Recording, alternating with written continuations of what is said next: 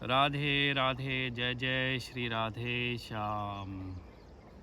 तो एक बार फिर से आपका बहुत खूबसूरत सी सुबह में नर्मदा नदी के किनारे में आपका स्वागत करता हूं। और आज का हम जो अपनी भागवतिक चर्चा का एक हमने सीरीज शुरू की है आपके साथ, उसको हम आज आगे बढ़ाते हैं। तो आज भी हम एक चरित्र का कथन करेंगे, श्रवण करेंगे, उसकी चर्चा करेंगे, एक भक्त के चरित्र की। तो उन भक्त का नाम है रामदास मोची। तो जैसा कि नाम से समझ में आ रहा है, मोची उनके नाम के आगे लिखा हुआ है। तो वो जूते जोड़ने का काम करते थे। एक और भक्त के बारे में हम और आप लोग बहुत अच्छे से जानते हैं, उनका नाम बड़ा प्रसिद्ध है, रविदास जी, संत रविदास जी, रैदास जी भी उनको कहते हैं, जो कि मीराबाई के गुरु रहे हैं। तो रैदास जी के बारे में भी हमको पता है कि वो भी ये जो जिसको जूते का काम कहते हैं, चमड़े का काम कहते हैं, वो करते थे। तो ऐसे ही रामदास जी भी चमड़े का काम, चमड़ा का मतलब जूता जोड़ने का काम करते थे। ऐसे इस तरह से उनकी भी ये आजीविका का उनका ये साधन था। तो रामदास जी ये सब काम करते थे। तो एक बार हुआ क्या, और जैसा कि हम बाकी भक्तों के बारे में सुनते हैं, श्रवण करते हैं, पढ़ते हैं कि वो भगवान का निरंतर ध्यान करते रहते हैं, चिंतन करते रहते हैं, नाम जप करते रहते हैं। तो ऐसे ही रामदास जी जो है भगवान का चिंतन हमेशा करते रहते थे, और उनको सत्संग बड़ा प्यारा था। तो भले ही उनकी आर्थिक स्थिति अच्छी नहीं थी, लेकिन इसके बावजूद भी कभी कोई उनके द्वार पर आता था, कोई साधु संत महात्मा, तो उनका जितना उनकी क्षमता थी उनकी आर्थिक परिस्थिति के अनुसार, उसके हिसाब से वो उनकी पूरी सेवा करते थे। और जहाँ कहीं भी सत्संग आदि हुआ करता था तो वहाँ वो जाते थे। और सत्संग की जो श्रोता बैठे थे, दर्शनार्थी बैठे रहते थे, उनमें सबसे पीछे जाके बैठते थे। तो जब जो समझ में आया, सत्संग में समझ में आया, क्योंकि पढ़े लिखे तो वो थे नहीं, तो बहुत ज़्यादा सत्संग की बातें पूरी तरह से उनके बुद्धि में आती नहीं थी। जैसे हमारे साथ भी होता है, हमको पूरी तरह से जब नई नई शुरुआत में हम नया सत्संग सुनना शुरू करते हैं तो हमको सारी भी बातें जो है समझ में नहीं आती हैं। लेकिन निरंतर सत्संग सुनते रहने से वो धीरे धीरे वो चीज़ें हमको हमारे अंदर पुष्ट होती जाती है, उनका हमको गहरा अर्थ समझ में आता जाता है। तो वो सबसे पीछे बैठा करते थे सत्संग में। और जब कभी भी कीर्तन आदि हुआ करता था तो वो बड़े भावपूर्वक उसमें नृत्य जरूर करते थे। तो ऐसा उनका नियम था। एक तो नाम जप करते रहना, काम करते करते, अपने जूते जोड़ने वाला काम करते करते, सत्संग सुनना और कीर्तन आदि करना और उसमें नृत्य करना। अच्छा, कहते भी हैं कि भगवान के सामने अगर जो नृत्य करता है, अगर आप गायन करते हैं, पदों को गायन करते हैं, तो इससे भगवान जल्दी रीझते हैं, जल्दी प्रसन्न होते हैं। तो ऐसी उनकी दिनचर्या थी। तो एक लाइन है जो उन्होंने एक तरह से कहना चाहिए उसको अपना एक मंत्र जैसा मान लिया था। वो हमेशा कहा करते थे कि हे हरि मैं जैसो तैसो तेरो, मतलब मैं जैसा हूँ वैसा वैसा आपका हूँ, मतलब मैं जैसा भी हूँ आपका हूँ। तो जैसो तैसो मतलब मैं जैसा भी हूँ आपका हूँ, ऐसा वो अक्सर कहा करते थे कि हे हरि मैं जैसो तैसो तेरो।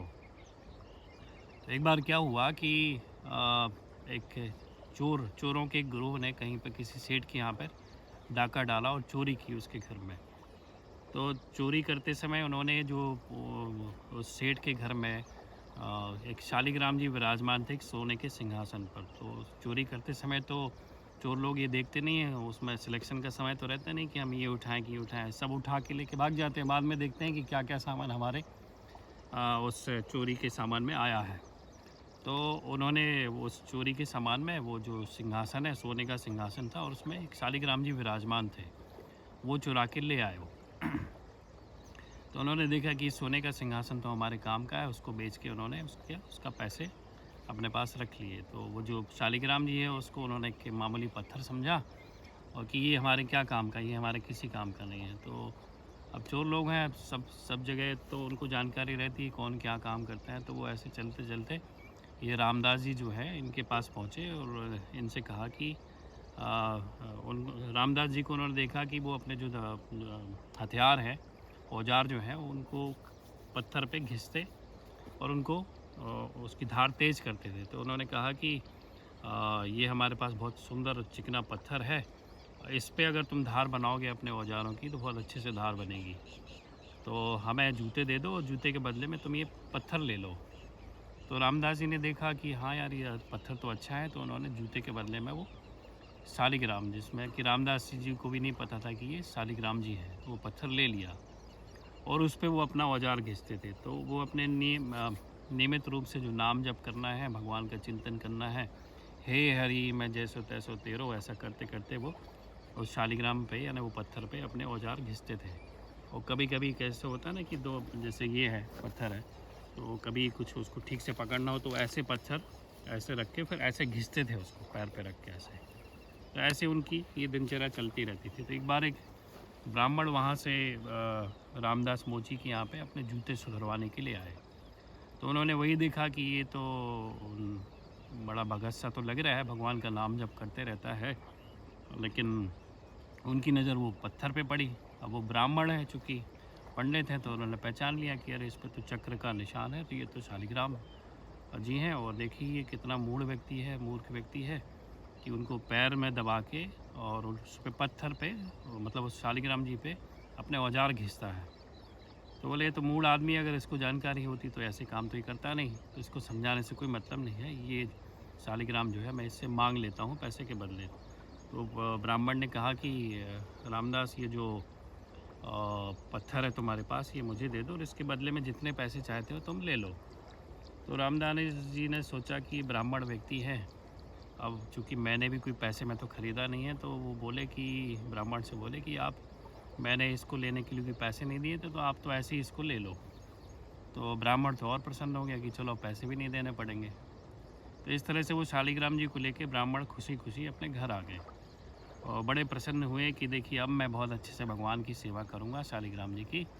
और उन्होंने भी घर जाके उनको दूध से और जल से स्नान वगैरह कराया, अभिषेक किया और बड़े से अच्छे पवित्र जो सिंहासन है उस पर अच्छा कपड़ा बिछा के, वस्त्र बिछा के उनको विराजमान कराया। उनकी वो विधिवत सेवा करने लगे, उनको पुष्प आदि चढ़ाने लगे, मंत्र आदि पढ़ने लगे और उनकी सेवा करने लगे, भोग आदि पधराने लगे।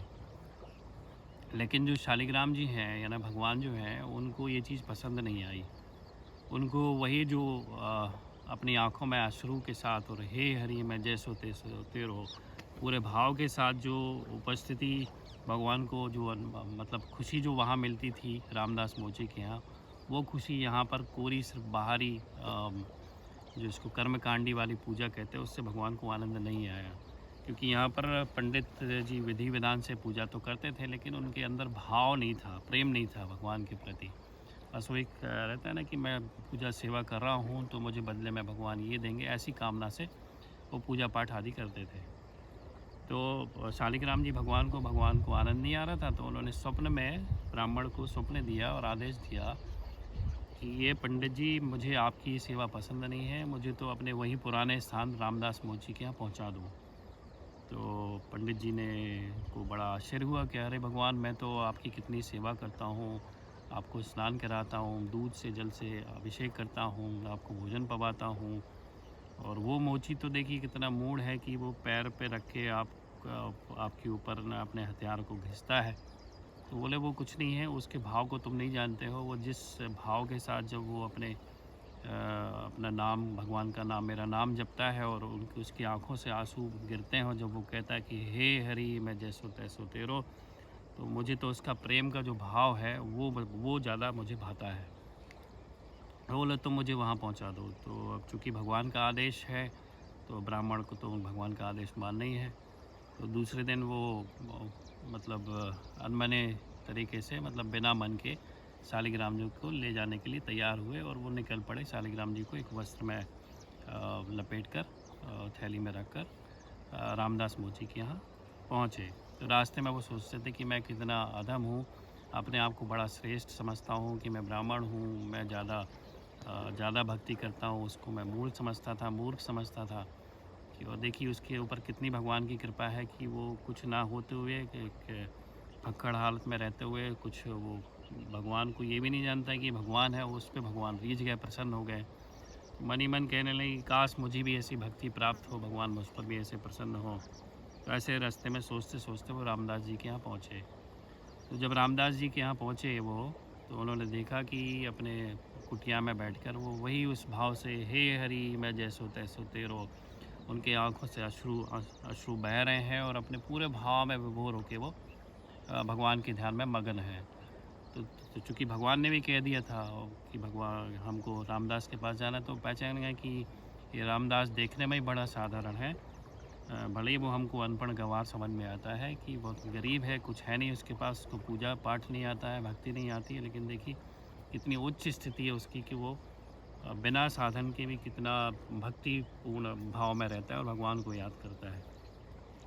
तो ऐसे थोड़ी देर में फिर उन्होंने आवाज़ दी, उनको देखते हुए कि ये सब वो देखा उन्होंने रामदास जी को, कि रामदास जी को आवाज़ लगाई, तो ऐसे धीरे धीरे अब रामदास जी जो हैं अपने भाव से बाहर आए और बाहर आके देखा कि ब्राह्मण हमारे सामने खड़े हुए हैं। तो ब्राह्मण ने कहा कि रामदास जी, ये आपके शालिग्राम जी हैं और भगवान ने मुझे आदेश दिया है कि आप वापस मुझे आपके पास पहुंचा दो। और ब्राह्मण ने बताया सारी बात बताई कि ये साक्षात शालिग्राम है, भगवान है, ये कोई साधारण पत्थर नहीं है।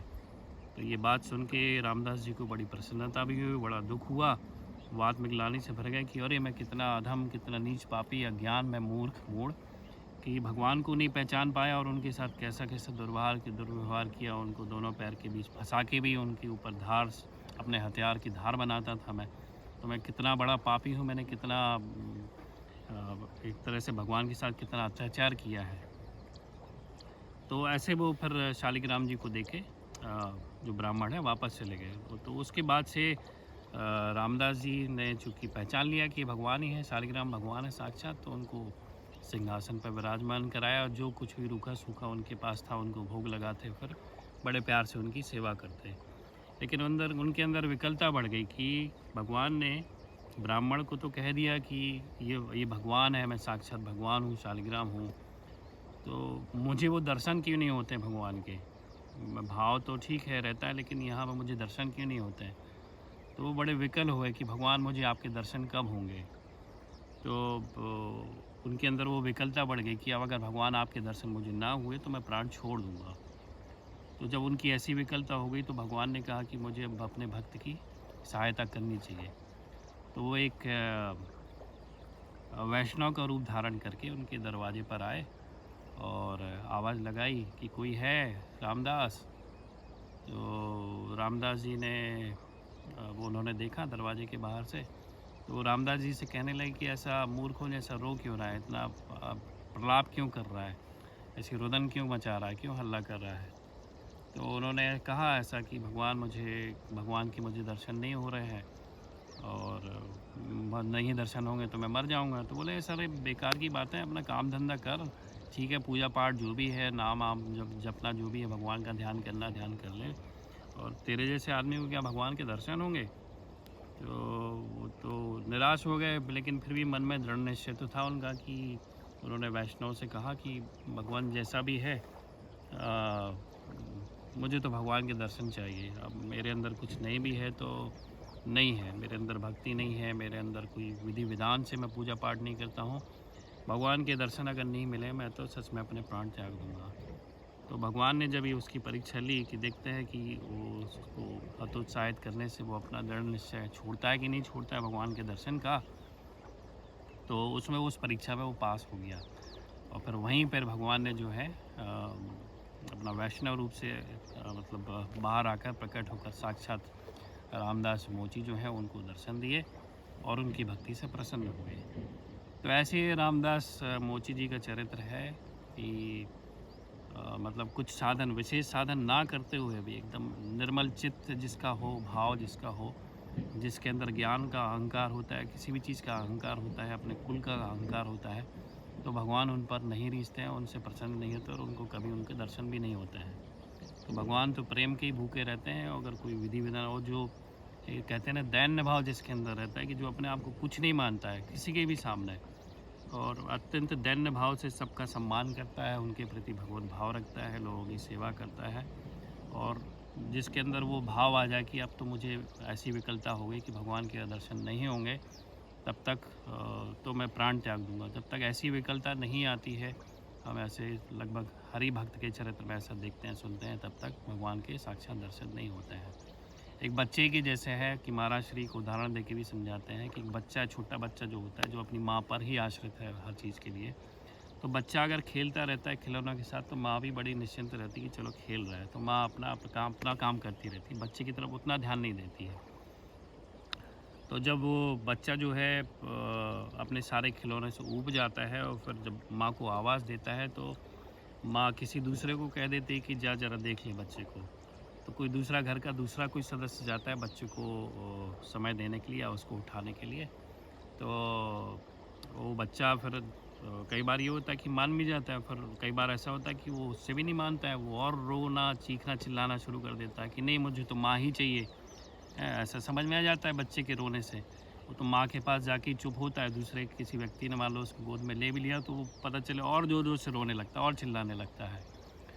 तो ऐसे फिर माँ को विवश होना पड़ता है कि जाके अपना सारा काम छोड़-छाड़ के उसको बच्चे को गोद में लेना पड़ता है और उसे अपने गले से लगा के प्यार दुलार करना होता है, उसको जो भी है उसकी केयर करनी होती है। तो भगवान का बिल्कुल वैसे ही है, वो तब तक नहीं मिलेंगे जब तक वो विकलता ना आ जाए कि नहीं अब तो मुझे माँ ही चाहिए या मुझे भगवान ही चाहिए। ऐसा महाराज श्री अच्छे से बहुत अच्छे से समझाते हैं, तो एकदम बात सही है। तो काश कभी इन संतों के चरित्रों को सुनते, श्रवण करते-करते और राधा रानी की कृपा से, भगवान श्री कृष्ण की कृपा से, नर्मदा महारानी की कृपा से कभी हमारे अंदर भी वो विकलता आए और हम प्रार्थना ही कर सकते हैं कि जिस संसार के प्रति जो हमारा जो आसक्ति है, आकर्षण है संसार की क्षुद्र चीज़ों में कि अभी ये पाना है, वो पाना है, ये कर लें, वो कर लें, उससे निवृत्त हो सकें और इस शरीर छूटने से पहले नर्मदा जी में या गंगा जी में विसर्जित होने से पहले हमारे अंदर वैसी विकलता आ जाए और हमारा ये जो जन्म है, ये जो शरीर यात्रा है, ऐसे भक्ति करके तभी सफल होगी जब हमारे अंदर वो विकलता आए। तो भगवान से प्रार्थना कर सकते हैं, अपन तो प्रयास उतना हो भी नहीं पाता है क्योंकि हम फंसे हुए हैं अपने संसार के चक्रों में, विषयों में, कामनाओं में, इच्छाओं में। तो ये था आज का प्यारा सा रामदास मोची जी का चरित्र। तो आपको कैसा लगा ये चरित्र आप कमेंट करके बताइएगा और हम ऐसे ही आगे अपनी जो भगवत चर्चा है भक्त चरित्रों के माध्यम से और भी जो शेयरिंग वगैरह है वो आगे बढ़ाते रहेंगे। तो अभी सूरज आज काफ़ी मैंने कहा सूरज देवता का इंतज़ार कर लेते हैं, रोशनी नहीं आती है। आज रोशनी बड़ी अच्छी आ गई है और पवित्र नदी में, नर्मदा नदी में हम स्नान कर लेते हैं। आपकी तरफ से भी हम डुबकी लगाते हैं और राधा रानी की, नर्मदा मैया की, यमुना महारानी की आपके ऊपर भी बहुत बहुत कृपा रहे और आपके अंदर बहुत ज़्यादा भगवान के प्रति भक्ति और प्रेम भाव बढ़े। तो ऐसी प्रार्थना के साथ राधे राधे, जय श्री राधे श्याम।